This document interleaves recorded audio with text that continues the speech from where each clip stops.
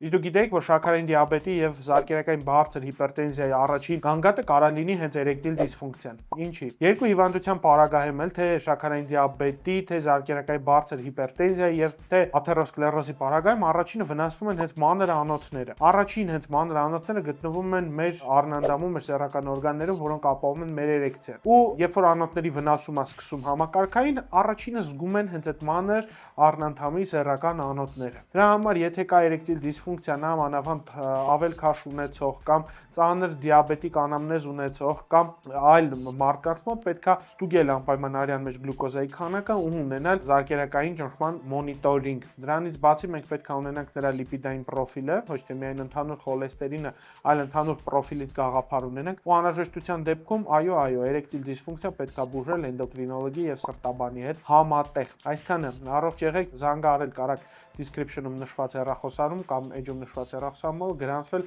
մոտենալ, առողջ լինել եւ փափագել դեպի նոր ու ավելի լավ էրեկցիայով ապագա։